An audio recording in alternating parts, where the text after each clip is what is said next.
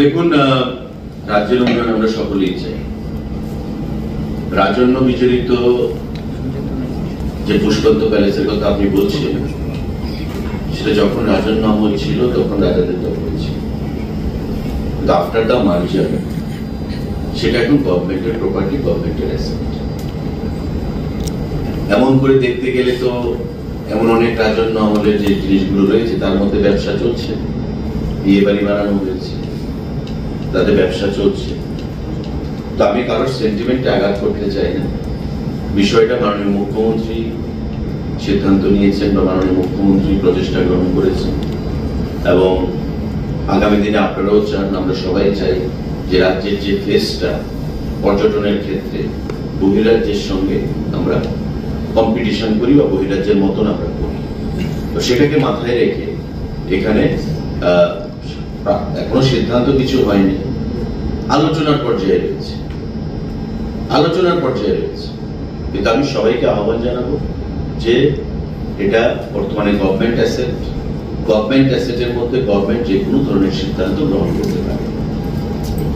গভর্নমেন্টের সঙ্গে এমন কোনো চুক্তি নেই যে চুক্তিতে বলা আছে যে এখানে কোনো সরকারি প্রজেক্ট বা সরকার কাউকে দিয়ে কোনো প্রজেক্ট এখানে করতে পারবে না।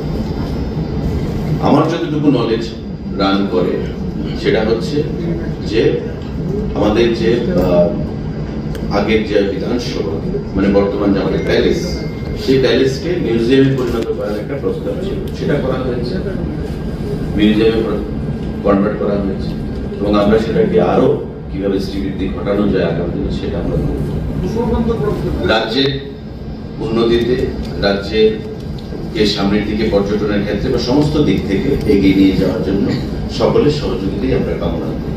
তো স্বাভাবিকভাবেই রাজ্য সরকার যদি কোনো সিদ্ধান্ত নিতে চায় সে বিষয়ে আমি মনে করি প্রত্যেক অংশের মানুষকে এটা বাধা বিপত্তি না করে সেটাতে এগিয়ে আসা উচিত, এতে করে সুনাম বৃদ্ধি পাবে। সরকারের শরিক দলের তরফ থেকে এই ব্যাপারে বিরোধিতা এসেছে না, সেটা আমরাও দেখেছি, আপনারাও দেখেছেন, সেই বিষয়ে প্রশ্নটা এসেছে। এই ব্যাপারে বলছি যে সরকার সরকারি জায়গাতে করতে পারে বলে আপনি বললেন না, আমি কথা বলি সরকারি জায়গাতে সরকার বর্তমানে বলছি যে জায়গাটার কথা বলা হচ্ছে it is now government property. আমি সে কথা বলছি, গভর্নমেন্ট প্রপার্টি হিসেবে সরকার কাকে লিজ দেবে বা সরকার, অনেকে বলছে যে আমাদের সঙ্গে আলোচনা করা হয়নি, এখন তো এখন একটা প্রাইভেট প্রপার্টি হলে সেটা অন্য জায়গা মাত্রাবে।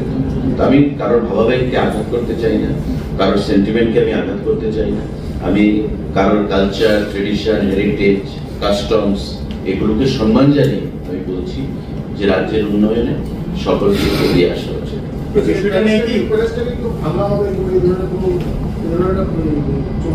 না, এমন কোনো প্রস্তাব নেই।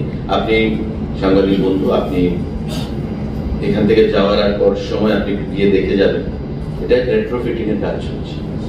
রেট্রোফিটিংটা কেন হচ্ছে? রেট্রোফিটিংটা হচ্ছে এটা যে মানে ডিলাপিটেটেড কন্ডিশন আর ছিল রাজ্যপাল থাকতে, এবং অনেক রাজ্যপাল এখানে থাকার সময় যখন আর্থওয়েভ হতো ওনারা ভয় পেতেন, তাই সঙ্গে সঙ্গে আপনি পেছনের দিকে দেখবেন, পেছনের গেটের সঙ্গে আরেকটা বিল্ডিং করা হয়েছে। আমার মনে আছে একজন রাজ্যপাল ছিলেন ডিওয়াই পাটিল, উনি সেখান থেকে শিফট হয়ে ওই বিল্ডিং এ চলে গেছে। ওনার ভয় ছিল যে আর্থওয়েভ বিল্ডিং মানে শেখে নড়ে চড়ে। তো এটাকে রেট্রোফিটিং করা হচ্ছে, এবং এটা রেট্রোফিটিং করে এটাতে ডিজিটাল মিউজিয়ামের একটা প্রস্তাব ছিল। কিন্তু ডিজিটাল মিউজিয়াম, আর যেখানে অলরেডি একটা মিউজিয়াম আমাদের রয়েছে, আমাদের উজ্জ্বল প্যালেস, তো সেখানে ডিজিটাল মিউজিয়ামের কনসেপ্ট এখানে চলবে না। আর ডিজিটাল মিউজিয়ামে কত মানুষ আসবে, কে দেখতে আসবে, যেখানে অলরেডি রাজাদের ইতিহাস বা রাজাদের যে জিনিসপত্র বা তাদের মানে ইতিহাস বিজড়িত যে জিনিসগুলো সেগুলো আমরা মিউজিয়ামে রাখবো। তো মিউজিয়ামে আমরা রাখছি, সেটাকে আমরা বিশালভাবে সেই মিউজিয়ামকে আমরা পরিচালনা করছি, আরো আগামী দিনে করবো। তাই আপনাদের যেটা প্রশ্ন, যেটা ভাঙার যে কোনো পরিকল্পনা, ভাঙার কোনো পরিকল্পনা নেই, কারণ এটাই তো আমাদের মানে হেরিটেজ বিল্ডিং ফেস, যেটি ভেঙে আমাদের কি লাভ হবে? যাই হোক, কারোর স্মৃতিতে, কারোর মানে সেন্টিমেন্টে, কারোর কালচার, ট্রেডিশন, তাতে আমাদের আঘাত করার কোনো চিন্তা ভাবনা, মানসিকতা নেই। আমরা সম্মান জানিয়েই বলছি সেই সমস্ত জিনিসগুলোতে যে রাজ্যের উন্নয়নে আপনারা এগিয়ে আসুন, প্রত্যেকে এগিয়ে আসুন। এটা একটা সিদ্ধান্ত যদি হয় সেটাকে প্রত্যেকে স্বাগত জানানো উচিত। এজ এ ত্রিপুরাবাসী হিসেবে আমরা প্রত্যেকে কমন সিটিজেন হিসেবে রাজ্যে আমরা চাই রাজ্যে ভালো জিনিস আসুন, রাজ্যের ফেসটা বিশ্বের দরবারে চাই। আজকে আপনি দেখুন পার্শ্ববর্তী রাজ্যে আমাদের